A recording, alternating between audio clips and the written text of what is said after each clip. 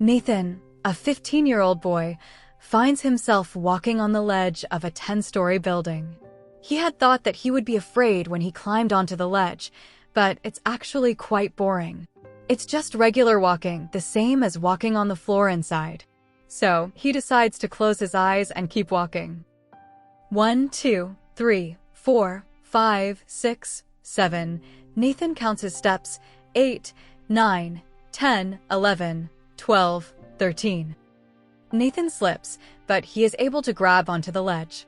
He pulls himself back up, falling onto the surface of the roof. His heart is racing. He looks up to the heavens and starts laughing. He gets up and looks over the edge, contemplating how bad it would have been if he had fallen. He decides to get onto the ledge again, straddling it with a leg on each side. He pulls his inside leg over so both legs dangle over the outside of the building, hooks his arms over the edge, and hangs from the ledge. 1, 2, 3. Nathan counts. 4, 5, 6, 7, 8, 9, 10. Nathan pulls himself back up, shakes the dust off his clothes, and says, "Yep, still boring. Why have I been afraid of doing this my entire life? Okay, stupid. Are you going to do it again then?" Hell no. As he reaches for the door to leave the roof, he grabs the handle and starts to turn the knob, but he can't let go of it. He starts to squeeze it harder and harder. He puts his head down and begins banging it against the door frame. He lets out a scream that he immediately muffles with his hand, screaming even louder underneath. Later that day, Nathan is eating dinner with his family. He's trying to hide the look of sorrow on his face. You guys don't even know how this evening could be going so much differently right now. I'm so sorry, I wasn't thinking. I mean, I was, but I didn't care, Nathan says to himself. Nathan finishes his dinner and goes to the park to meet his friends, Clark and Joanna. As Clark and Joanna banter with each other, they notice that Nathan is awfully quiet. Joanna smacks him on the side of the head, but Nathan is unresponsive. She looks at Clark with a confused face. Clark, also confused, shrugs his shoulders. "What's wrong with you, buddy?" she asks. "I don't know. I think I'm having an existential crisis." An existential crisis? About what? Clark asks. "I'm afraid to die." Clark and Joanna look at each other, and Joanna blurts out, "Breaking news. We're all going to die. Everybody panic." Joanna and Clark start laughing. Yes, yes, exactly. We are all going to die and cease to exist. Everyone should be panicking. Why aren't we? Because that's life, and there's a life to be lived. Duh, says Joanna. What does that even mean? Have you heard what you just said? You only said words, nothing else. Yeah, Jay, you're not helping, Clark says, teasing. Hush, Clark.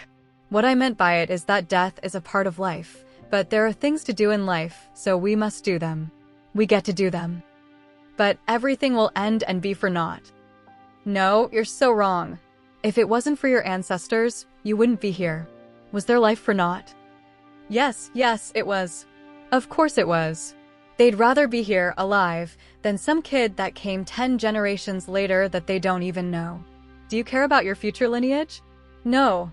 And if you do, it's probably only down to your grandkids. Dude, you have to calm down, Clark says. Like, who cares? Only right now matters. Time only happens right now. I don't care about philosophical stuff. All of us were born to die. I don't want to die. It's not fair. It would have been better if I had never been born. What's wrong with you?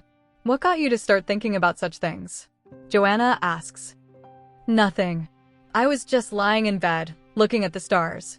I realized how vast and empty the universe is. There's nothing there but matter. I am matter, and one day I will lose my consciousness. The whole world will move on without me, and eventually, I'll be nothing more than a memory. I will not matter anymore. Dude, you're depressing me, says Clark. You're depressing us, Joanna continues. You need to grab life by the throat while you still can. Joanna shakes Nathan. All I know is that I came into this world kicking and screaming, and that's how I'm going to leave it. Joanna starts to howl. Nathan smiles.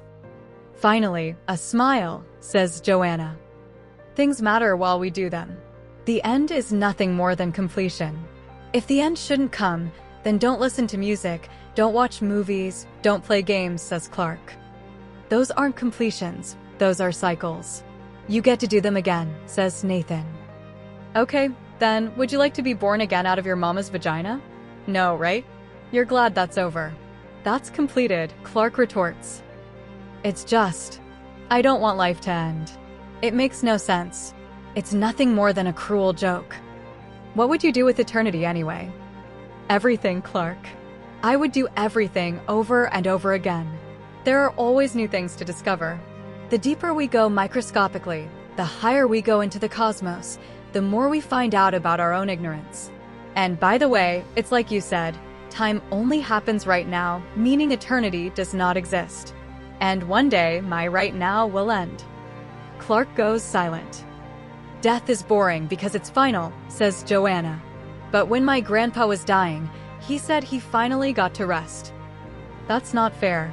His life wasn't enjoyable anymore. If he had remained forever young and healthy, he would not want to rest, says Nathan.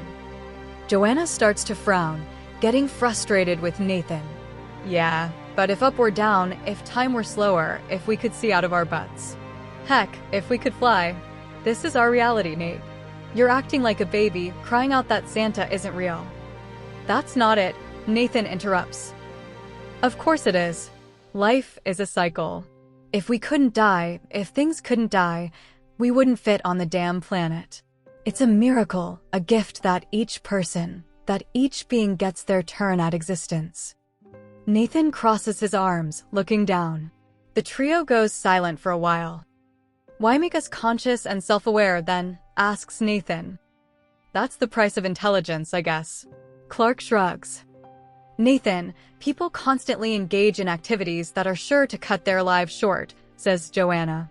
If death were truly as big a deal as you're making it out to be, no one would leave their homes, and everyone would become the epitome of health. Yeah, says Clark. People don't care about death.